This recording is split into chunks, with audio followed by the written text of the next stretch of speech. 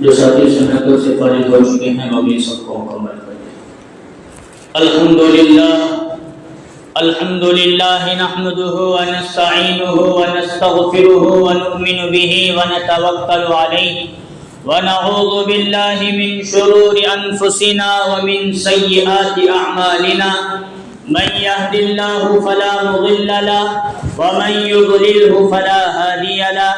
ونشهد أن لا إله إلا الله وحده لا شريك له ونشهد أن سيدنا ومولانا محمدا عبده ورسوله صلى الله عليه وعلى آله وأصحابه وبارك وسلم تسليما كثيرا أما بعد فأعوذ بالله من الشيطان الرجيم بسم الله الرحمن الرحيم قل يا أيها الكافرون لا أعبد ما تعبدون ولا أنتم عابدون ما أعبد ولا أنا عابد ما عبدتم ولا أنتم عابدون ما أعبد لكم دينكم ولي دين وقال النبي صلى الله عليه وسلم من تشبه بقوم فهو منهم أو كما قال عليه الصلاة والسلام صدق الله العظيم وصدق رسوله النبي الكريم رب اشرح لي صدري ويسر لي أمري واحلل عقدة من لساني يفقهوا قولي۔ ایک مرتبہ نبی اکرم صلی اللہ علیہ وسلم پر درود شریف پڑھ لیجیے۔ اللهم صل على محمد وعلى آل محمد كما صليت على إبراهيم وعلى آل إبراهيم إنك حميد مجيد اللهم بارك على محمد وعلى آل محمد كما باركت على إبراهيم وعلى آل إبراهيم إنك حميد مجيد۔ محترم بزرگوں اور عزیز دوستوں، اللہ تبارک و تعالیٰ کا احسان، اللہ کا فضل اور اللہ کا کرم ہے کہ اللہ تبارک و تعالیٰ نے ہم تمام کو نماز جمعہ کے لیے اپنے گھر مسجد جلد سے جلد آنے کی توفیق نصیب فرمائی۔ جو باتیں کہی جائے اللہ تعالیٰ ہم تمام کو ان تمام باتوں پر ہمیشہ موت تک عمل کرنے کی توفیق نصیب فرمائے اور قیامت کے دن کے لیے ذریعہ نجات اور ذریعہ مغفرت بنائے۔ بزرگوں، دوستوں اور عزیزوں، دین کی حفاظت کرنا، ایمان کی حفاظت کرنا، یہ ہم ایمان والوں کے لیے، ہم مسلمانوں کے لیے، ہم دین والوں کے لیے بہت ضروری چیز ہے۔ نبی اکرم صلی اللہ علیہ وسلم نے فرمایا وَيُصْبِحُ الرَّجُلُ مُؤْمِنًا وَيُمْسِي كَافِرًا۔ قیامت کے قریب ایک زمانہ ایسے آنے والا ہے کہ بندہ صبح مومن ہوگا لیکن شام ہوتے ہوتے کافر ہو جائے گا۔ اور آگے نبی اکرم صلی اللہ علیہ وسلم نے فرمایا وَيُمْسِي مُؤْمِنًا وَيُصْبِحُ كَافِرًا۔ شام کو مسلمان ہوگا لیکن صبح ہوتے وہ کافر ہو جائے گا۔ قیامت کی بہت ساری نشانیوں میں سے ایک نشانی آج ہم امت مسلمہ کو پوری ہوتی ہوئی معلوم ہو رہی ہے۔ آج مسلمانوں کے افعال، زبان سے نکلنے والے باتیں اور اقوال کچھ ایسی ہوتی ہیں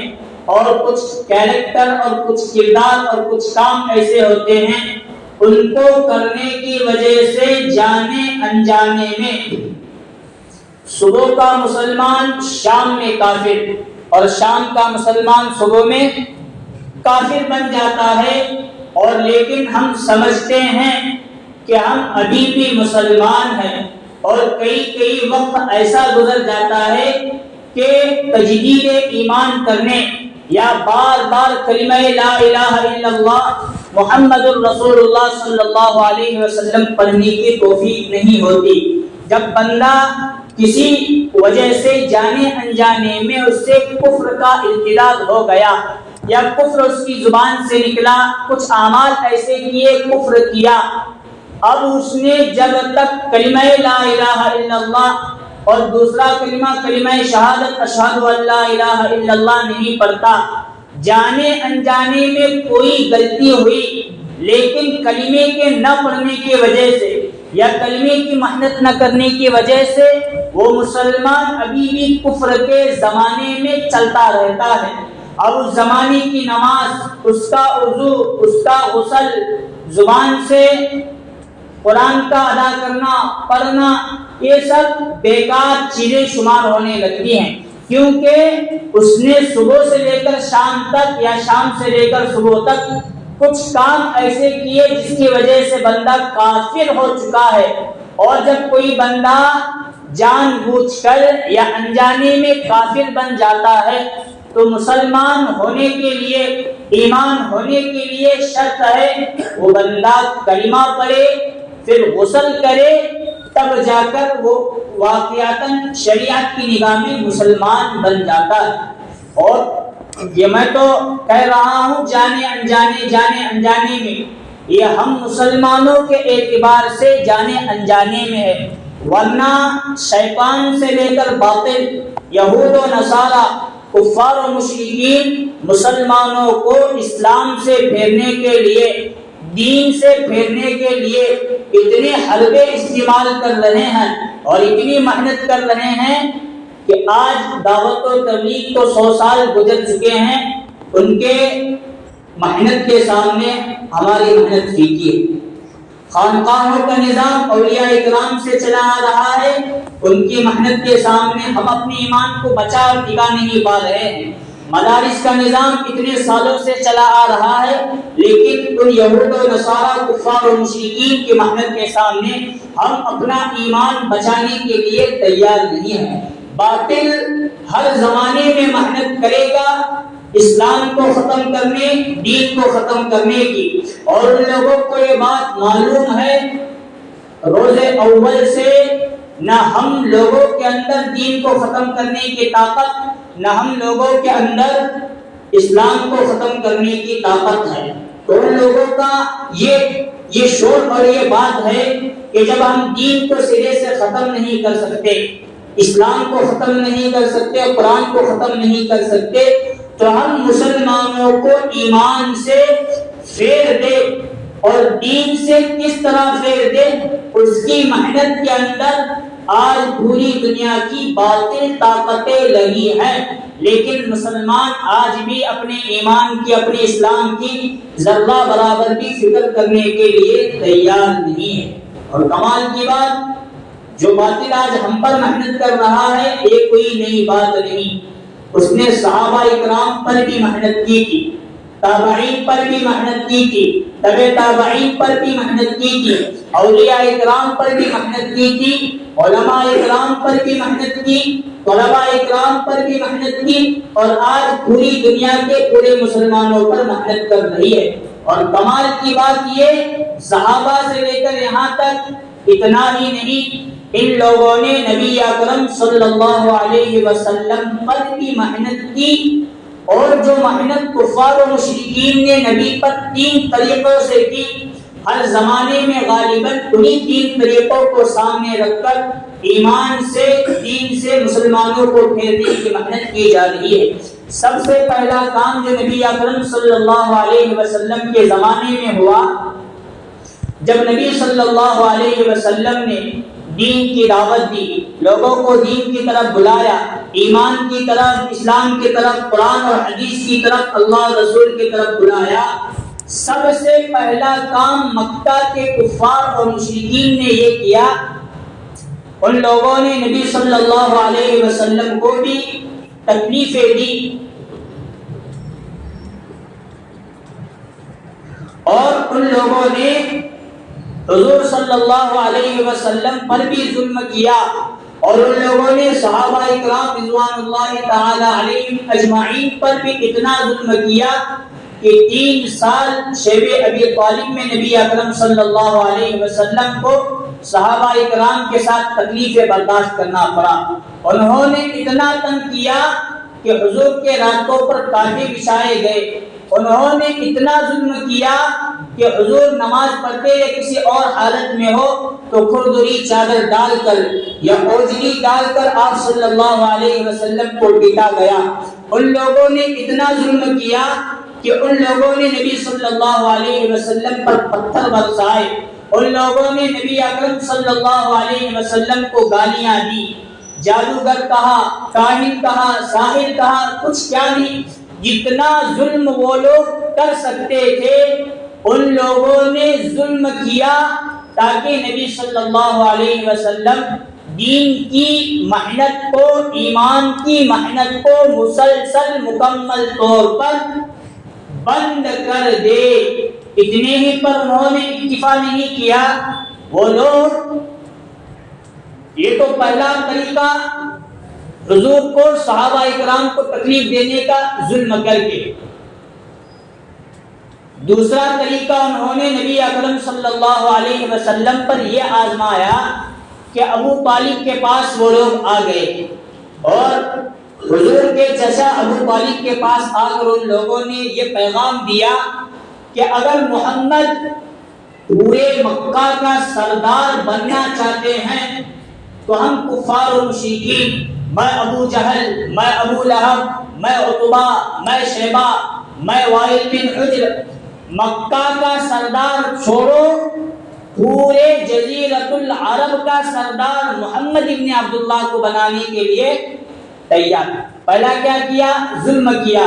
دوسرا طریقہ کیا اپنایا؟ مال کی لالچ دے کر دین سے بدلنے کا کام کیا۔ پورے مکہ کی سرداری حضور کے سامنے رکھی گئی۔ پورے مکہ کا اگر مالدار سب سے زیادہ بننا چاہتے ہیں تو وہ نبی کو ہم بنانے کے لیے تیار ہیں۔ اگر کسی عورت سے خواہش ہے تو ایک نہیں، جن عورتوں کی طرف محمد صلی اللہ علیہ وسلم انگلی کریں گے ان تمام کو آپ کے نکاح میں ہم بھیجنے کے لیے تیار ہیں۔ حتیٰ کہ مال کی محبت بھی حضور صلی اللہ علیہ وسلم کے سامنے دلائی گئی، لیکن حضور اپنے کام سے پیچھے نہیں تھے۔ آخر میں جا کر انہوں نے یہ طریقہ اپنایا کہ اب ہم مصالحت کر لیتے ہیں، نہ اب ہم ظلم کریں گے، نہ مال کی محبت دینے کے لیے تیار تو آپ مال لینے کے لیے بھی تیار نہیں ہیں۔ اتنا کام کرتے ہیں کہ جو دعوت توحید کی دعوت محمد ابن عبداللہ دے رہے ہیں، جو لات منات عزا بتوں کی کا انکار برا بلا محمد ابن عبداللہ صلی اللہ علیہ وسلم کر رہے ہیں، وہ چھوڑ دے،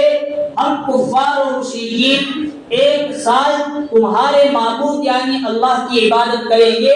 اور ایک سال محمد اور محمد کے ماننے والے ہم کفار و مشرکین کے معبودوں کو، بتوں کو، لات منات عزا کی عبادت کرنے والے۔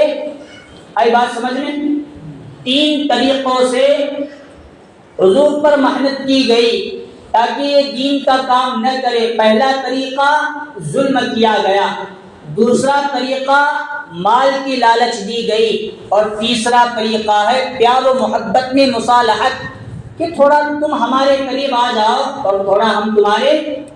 قریب آ جاتے ہیں۔ لیکن قربان جائیے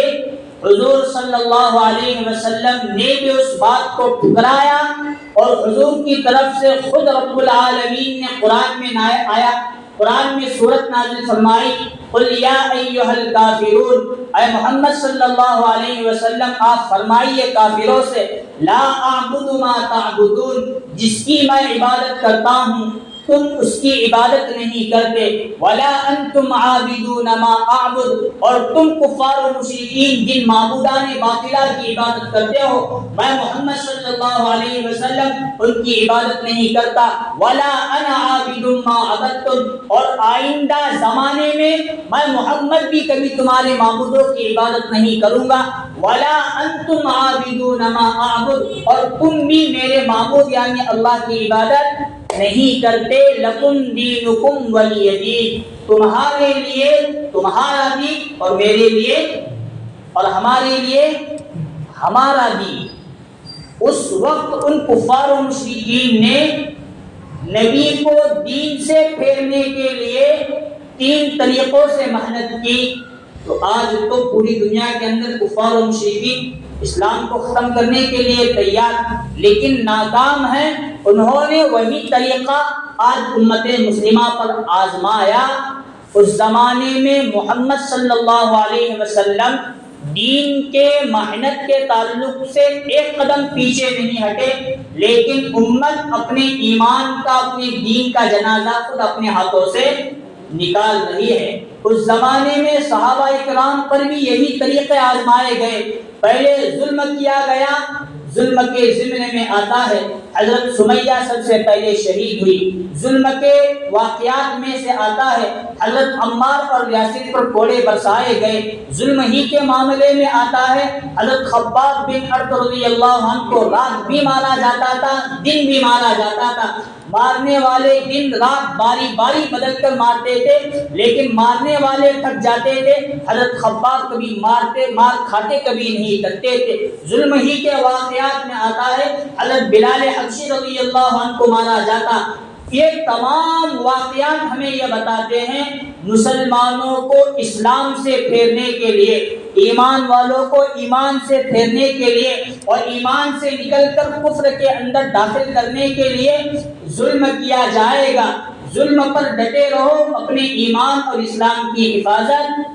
کر کر دکھاؤ، یہ نبی کا طریقہ ہے، یہ صحابہ کرام رضوان اللہ تعالی علیہم اجمعین کی مقدس جماعت کا طریقہ ہے۔ آج ہم امت مسلمہ پر آج دیکھ رہے ہیں فلسطین کے حالات، ظلم ہو رہا ہے، پوری دنیا کے حالات رکھو، سب کا واحد طریقہ اور سب کا واحد چیز یہی ہے کہ ایمان سے مسلمان پھر جائے، کفر کے اندر داخل ہو جائے۔ لیکن الحمدللہ ثم الحمدللہ ثم الحمدللہ، پھر کہتا ہوں ثم الحمدللہ،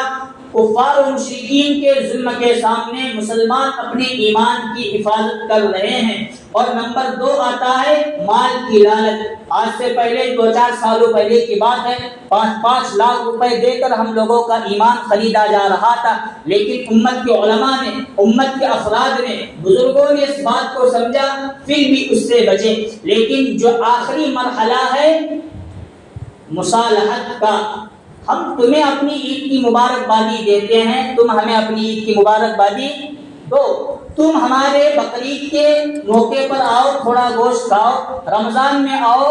چکمبا کھاؤ پیو، چلے جاؤ، اور جب ہمارے خوشیوں کے دن آئیں گے تب جھک مار کر تم لوگ ہمیں مبارکبادی دینا، جانے انجانے میں دینا، تمہارا ایمان تم سے ختم ہو جائے۔ یہی عنوان لے کر میں آج بیٹھا۔ ظلم ہو رہا ہے، مسلمان اپنے آپ کو سنبھالے ہوئے ہیں؟ نہیں، کیونکہ سامنے معلوم ہے کہ باطل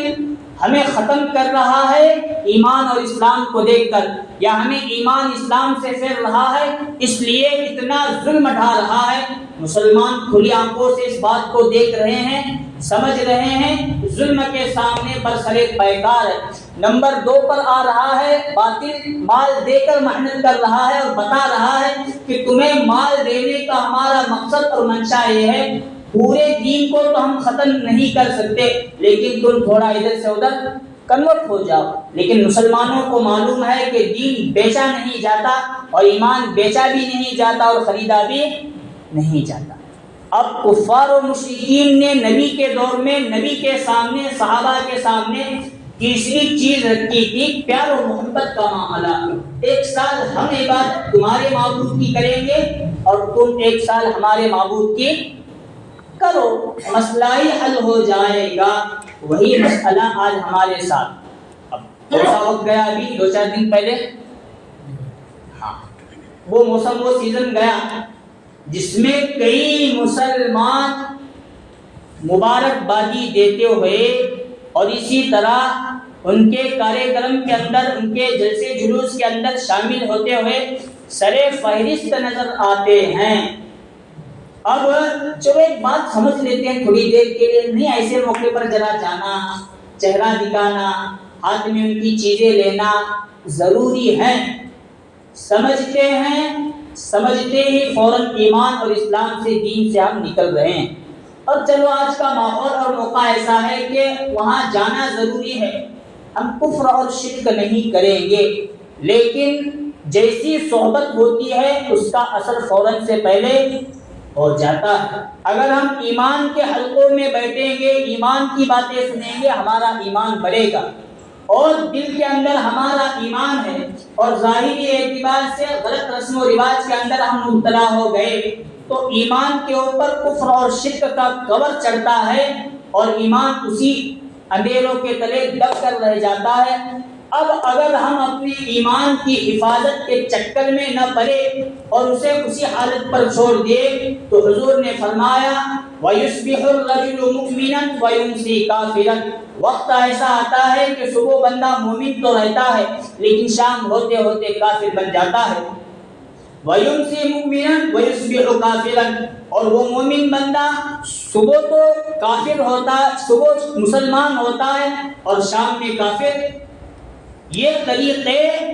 قرآن و حدیث سے تلاش کر کے میں آپ کے سامنے رکھ رہا ہوں اور یہ بتا رہا ہوں کہ ان چیزوں کو سمجھ کر ہم تمام لوگوں کو اپنے ایمان اور اسلام کی حفاظت کرنا بہت ضروری چیز ہے، ورنہ آج کیسا ہے، آج ایسا زمانہ ہے، آج پیار و محبت کا زمانہ ہے، آج جمہوریت کا زمانہ ہے، آج ویسا ہے، آج ویسا ہے، اس چکر میں ہم پڑے اور چلو مان لیتے ہیں شامل ہو گئے اور اسے اسی حالت پر چھوڑ دیے، اس کے بعد اپنے ایمان کی، اپنے اسلام کی، اپنے دین کی حفاظت کے چکر میں نہ پڑے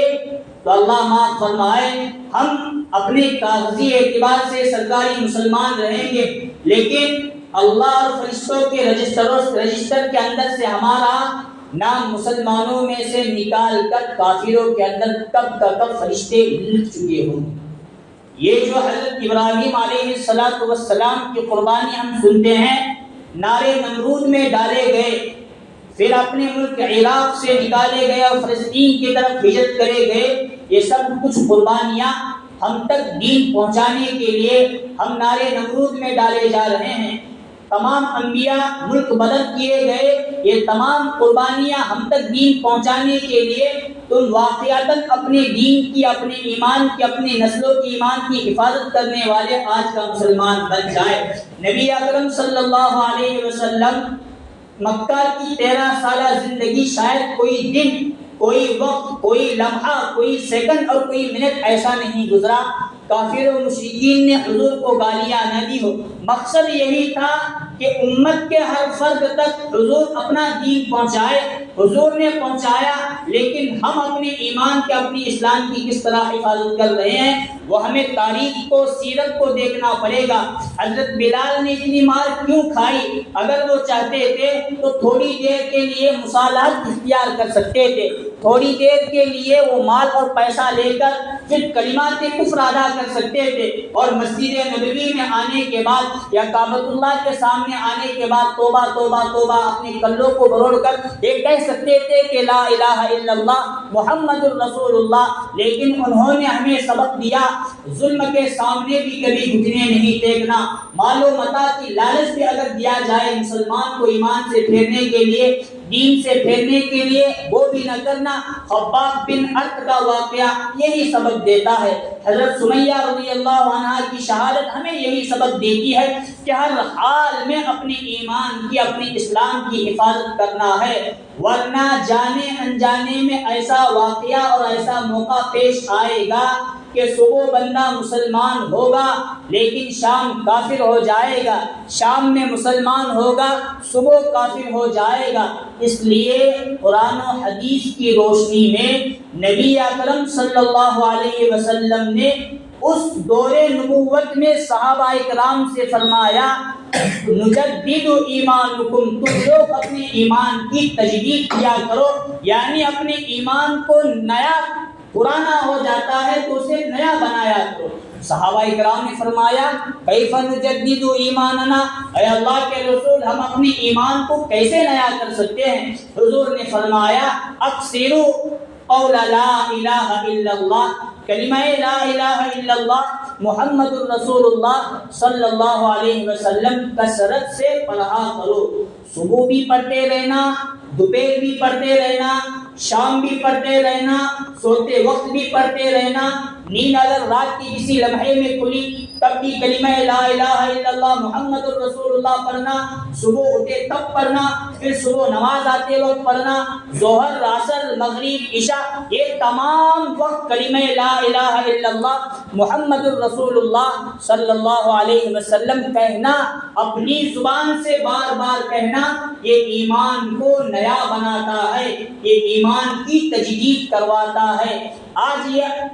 ہم کر رہے ہیں، تھوڑے بہت ادھر ادھر کے گناہ جانے انجانے میں ہوتے ہیں، لیکن کلمہ اپنی زبان سے نہیں نکل رہا، اس لیے ہمارا دین، ہمارا ایمان، ہمارا اسلام پرانا ہوتا چلا جا رہا ہے۔ اسے بار بار نیا کرنا یہ ہم لوگوں کے بہت ضروری چیز ہے، اور کلمے کی محنت دعوت و تبلیغ سے ہو رہی ہے، اس میں لگنا، یہاں ایمان اور یقین کے بول سننا، بولنا اور اللہ کے راستے میں نکلنا۔ اور اسی طرح آگے اللہ تعالیٰ نے خود فرمایا یا ایھا الذین آمنوا اتقوا اللہ وکونوا مع الصادقین، اے ایمان والو اللہ تعالیٰ سے ڈرو اور سچوں کے ساتھ رہو۔ سچے کون ہوتے ہیں؟ اولیاء کرام سچے ہوتے ہیں، علماء کرام سچے ہوتے ہیں، مسلمان سچے ہوتے ہیں، ایمان والے سچے ہوتے ہیں۔ یہ جو اللہ نے ڈگری دیا اور سند دی سچوں کے ساتھ رہو، تو ان اولیاء کرام کے ساتھ رہنا، اٹھنا بیٹھنا، علماء کے ساتھ بزرگان دین، اگر کہیں خلوت و جوار میں آ رہے ہیں تو وہاں آتے جاتے رہنا، یہ تقویٰ بھی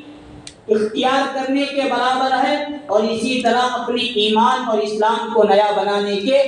مترادف ہے۔ اس لیے آج کا دور ایسا ہے، جانے انجانے میں ہم اسلام سے نکل کر کفر کے اندر داخل ہو جاتے ہیں، اس لیے اولیاء کرام کی، بزرگوں کی صحبت اختیار کرنا بہت ضروری چیز ہے۔ دعوت و تبلیغ، اللہ کے راستے میں نکلنا یا اپنے مقام پر رہ کر دعوت و تبلیغ کی نصرت کرنا، ان کے پاس بیٹھنا، یہ بھی بہت ضروری۔ اور اپنی انفرادی محنتوں میں سے ایک محنت یہ کہ ہم بار بار اپنی زبان سے کلمہ لا الہ الا اللہ محمد الرسول اللہ صلی اللہ علیہ وسلم کہتے رہنا۔ اللہ تعالیٰ سے دعا ہے اللہ تعالیٰ ہم تمام کو اپنے اور اپنے اولاد کی، اپنے نسلوں کی، ایمان کی اور دین کی حفاظت کی توفیق نصیب فرمائے۔ نبی اکرم صلی اللہ علیہ وسلم اور صحابہ کرام کے جو واقعات سے سبق ملتا ہے، اللہ تعالیٰ اس سبق پر قائم اور دائم رہ کر عمل کرنے کی توفیق نصیب فرمائے۔ آمین وآخر دعوانا الحمدللہ رب العالمین۔ Thank